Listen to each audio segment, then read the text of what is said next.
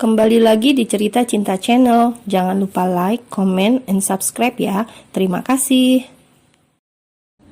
Di sebuah rumah sakit terbaik di ibu kota, Asya berjalan dengan jas putihnya, tidak lupa stetoskop yang setia menemani Asya. Gadis itu melangkah menyusuri koridor rumah sakit, siap untuk menjalani tugasnya sebagai dokter di rumah sakit besar itu. Tidak menunggu lama bagi Asya untuk mendapat pekerjaan pasca wisuda. Gadis anggun, berhijab, pemilik senyum manis semanis gulali itu, kini sudah menjadi salah satu dokter di RSCW. Lulusan terbaik memang selalu yang dicari, dan salah satunya adalah Asya. Beberapa saat kemudian, setelah memeriksa data-data di tangannya, Asya kemudian meninggalkan ruangan. Ia berjalan menuju koridor lain, tempat para VIP dirawat. Matanya menyapu tiap pemandangan serba putih yang ia lewati. Sesekali melempar senyum pada tenaga medis lain yang lebih senior, dan beberapa perawat yang kebetulan saling berpapasan. Tiba di bangsal VIP, Asya bersama perawat pun masuk ke dalam sana. Klek, Asya masuk ke salah satu bangsal VIP itu sambil menyapa si pasien. Tanpa banyak basa-basi, karena pasien masih anak remaja, sekitar umur 19-an, Asya pun bekerja secara profesional. Setelah memeriksa beberapa luka karena kecelakaan kecil, Asya pun permisi, dan dilihat tatapan mata pasien yang tidak ramah padanya. Tapi Asya tidak memusingkan akan hal itu. Begitu keluar, suster langsung menarik jas Asya dengan gemas. "Dok, tadi kok nggak minta foto?" "Ya ampun, ganteng banget aslinya," seru perawat yang usianya hampir sama dengan Asya. Dahi Asya mengkerut, bola matanya berputar, seolah berpikir, memang pasiennya tadi siapa? Ngapain juga minta foto? Ada-ada aja susternya ini. Memangnya dia siapa, Sus? "Ya ampun, dokter Asya nggak tahu. Jangan bercanda, Dok. Dia artis terkenal yang main GGSS, pacarnya Konsina." Asya semakin mengernyitkan dahi, makin tidak paham. Siapa lagi itu Konsina? "Dokter Asya nggak pernah nonton TV?" tanya suster yang merasa dokternya lagi bercanda. "Maaf, Sus, tapi aku nggak kenal." Jelep.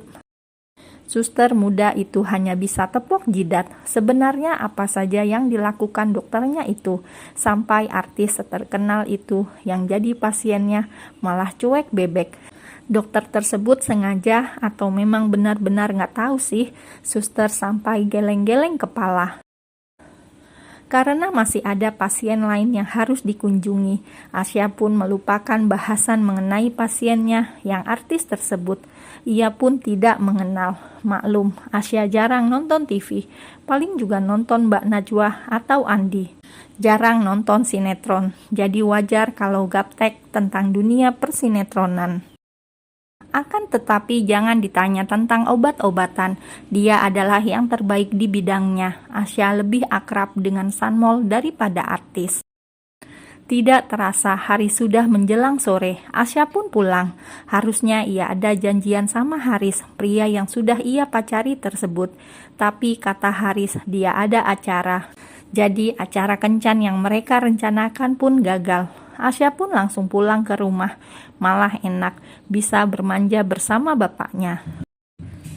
Di sebuah acara ulang tahun, bukan ulang tahun anak-anak, tapi ulang tahun teman Haris. Ini yang membuat Haris tidak menepati janjinya pada Asya.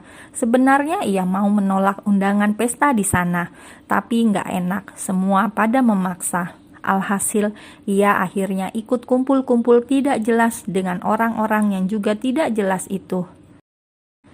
Nyanyi-nyanyi, joget-joget, sudah seperti cacing kesiram air rinso. Terus terang, Haris ingin lenyap saja dari hiruk pikuk ruangan itu. Tapi kok nggak enak, akhirnya ia tahan-tahan. "Nggak kesana," sapa teman Haris yang mau ngajak goyang. Haris tersenyum tipis sambil menggeleng, kemudian meminum minuman di depannya. Dan dari seberang meja sana, seorang wanita mengamati dengan sorot mata aneh. Bibirnya tersenyum pada pria di depannya, akan tetapi ia diam-diam memperhatikan Haris dari jauh. Dialah primadona pesta tersebut. Ya, ini adalah ulang tahun wanita tersebut, Clara Diandra. Hari ini ia mengadakan pesta meriah untuk mengundang teman-temannya. Pagi harinya di Hotel Exxon, salah satu hotel bintang 4 di kota itu, di atas ranjang yang sudah sangat berantakan, dua pasang kaki menyembul dari balik selimut. Di lantainya yang putih, banyak barang yang berserakan. Kemeja, celana, CD, OBH, kacamata kuda, segitiga renda-renda, semua berserakan di lantai. Tiba-tiba salah satu kaki tersebut bergerak-gerak. Pria itu kemudian mengerjap. Kepalanya terasa sangat pusing. Dia adalah Haris. Ya, pria itu berakhir di ranjang setelah acara pesta semalam. Haris mengusap matanya, mengumpulkan kesadaran. Tangannya terus memijit pelipisnya. Benar-benar pusing. Sepertinya ia butuh obat bintang 7 untuk mengusir rasa peningnya. Sesaat kemudian, kesadaran pria itu mulai tersusun. Seperti mengumpulkan kepingan puzzle, Haris refleks menyibak selimut. Pria tersebut langsung syok. Seorang gadis tidur di ranjang yang sama. Astagfirullahalazim. Haris makin panik tatkala melihat dirinya tidak memakai apa-apa. Makin kacau, Haris mengusap wajahnya dengan kasar. Pria itu benar-benar dalam masalah besar. Haris masih berjibaku dengan rasa frustasinya. Ia sangat terpukul dengan apa yang sudah ia lakukan. Sembari memejamkan mata lekat-lekat, Haris bisa mengingat bagaimana kejadian tadi malam. Semakin diingat, semakin gambaran kejadian semalam seperti terputar di depan mata. Ya, Haris sudah melakukan sesuatu yang salah, sebuah kesalahan yang mungkin tidak akan termaafkan oleh Asya. Bagaimana bisa pria itu semalam malah tidur dengan Clara?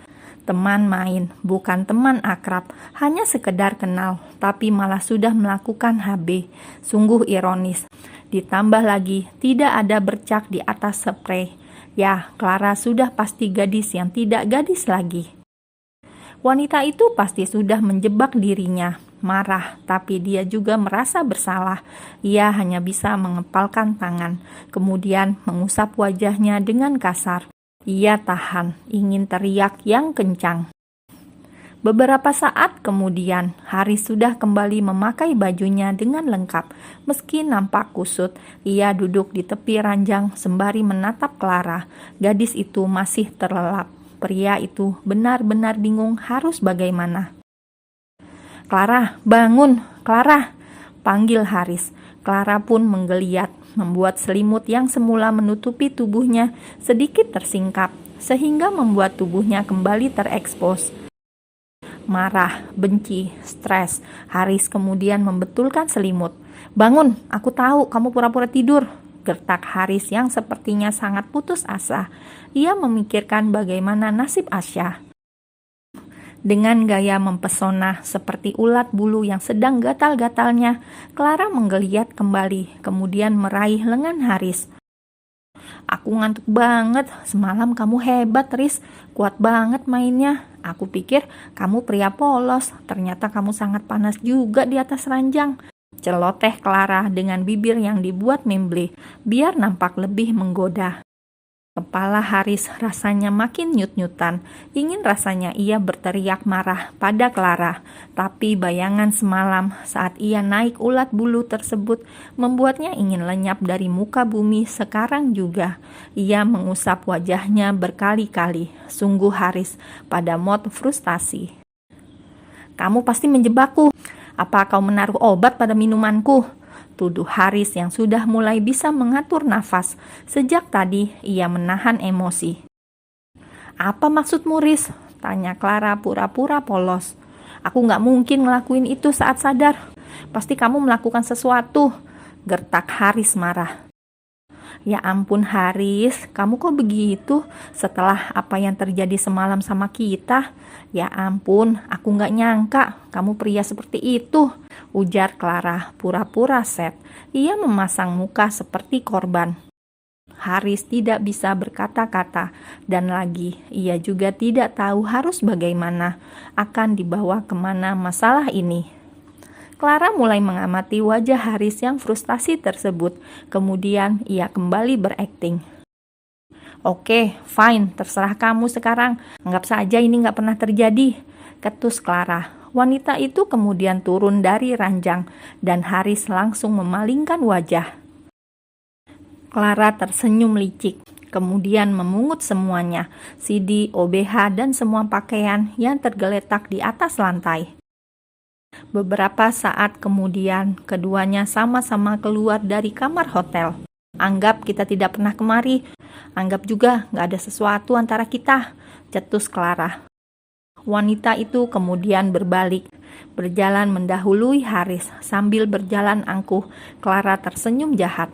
Kena kau, gumamnya kemudian menghilang masuk dalam lift. Sedangkan Haris, ia menyandarkan tubuhnya pada tembok hotel, membenturkan belakang kepalanya, menyesali apa yang sudah terjadi semalam.